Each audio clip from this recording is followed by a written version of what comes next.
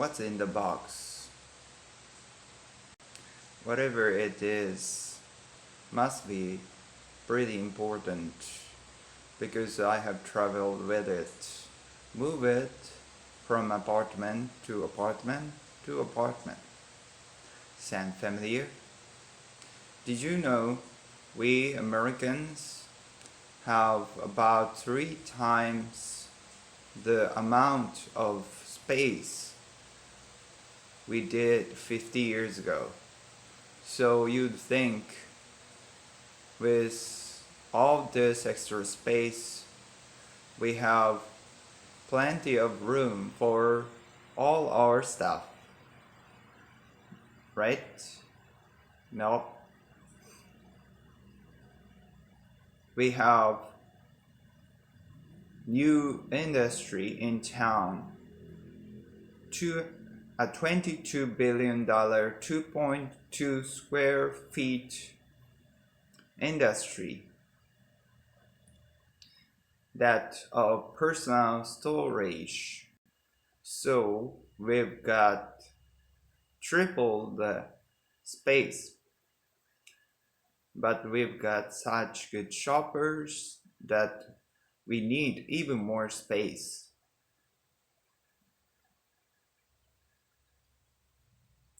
Lots of credit card debt, huge environmental footprint. Perhaps not coincidentally that our happiness levels flat leveled over 50 years.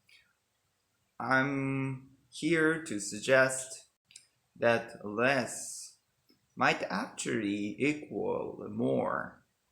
I bet most of you have experienced at some point the joys of less.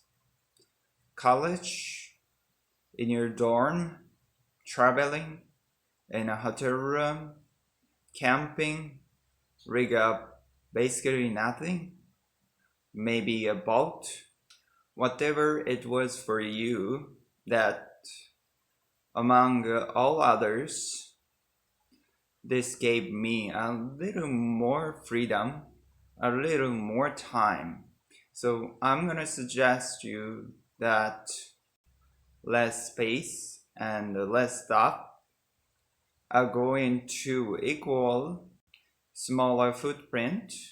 It's a great way to save you some money, and it's going to give you a little more ease in your life. So I started the project Life Edited in lifeedited.org to further this conversation and to find some great solutions in this area.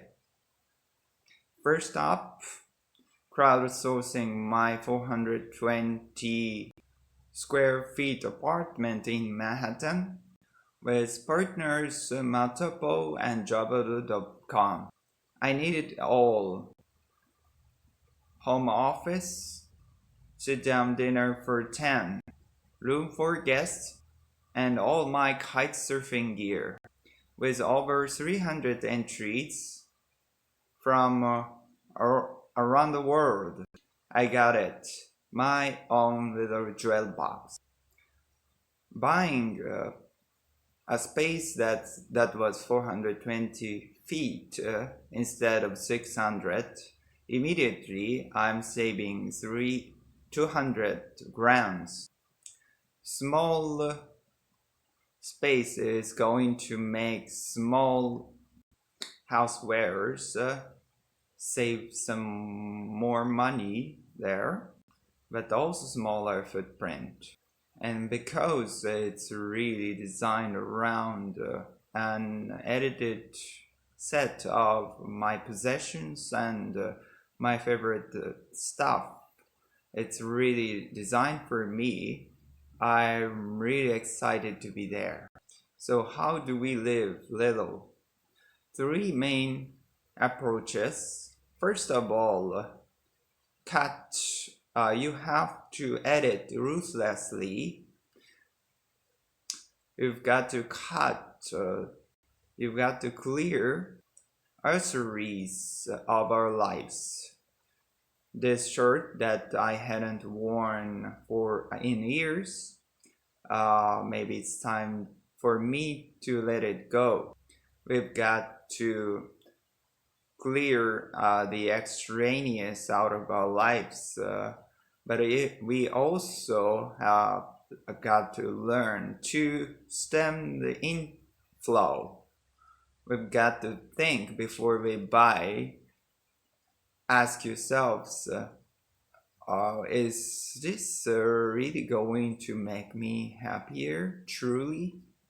By all means, we've got to buy and own stuff, some great stuff. We want things that we are going to love for years, not just stuff. Secondly, new mantra, small is beauty. We want things that are designed for they are used the best amount of the time, not the rare event. Why you have a 6-burner stove, you rarely use 3. So we want things that can nest, stack, and we want it digitized. So you take paperwork, movies, books, and you can make it disappear. It's magic. Lastly, we want multifunctional space and housewares. So a sink combines a toilet, a dining table becomes a bed, and this little side table stretches out to seat 10. In the winning Life Edited in scheme and a render here, the moving wall combines transformer furniture. Look at the coffee table, grows to height and width to seat 10. My workspace falls down, easily hidden. Bed pops up out of the wall with 2 fingers. Guests move the moving wall, and you have some fold down guest beds. Don't forget my movie theater. I'm not saying that we all need to live in 420 square feet, but consider the benefits of edited life. So go from 3,000 to 2,000, 1,500 to 1,000. I think most of you, maybe all of you, would be happily for a bunch of days with a couple of bags in a small space in a hotel room, maybe. So when you go home and walk through your front door, take a second and ask yourselves, what can I do with a little Life Edited? Would it give me a little more freedom, a little more time? What's in the box? It doesn't really matter. I know I don't need it.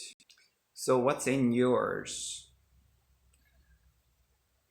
Maybe, just maybe, less might actually equal more. So let's make room for the good stuff.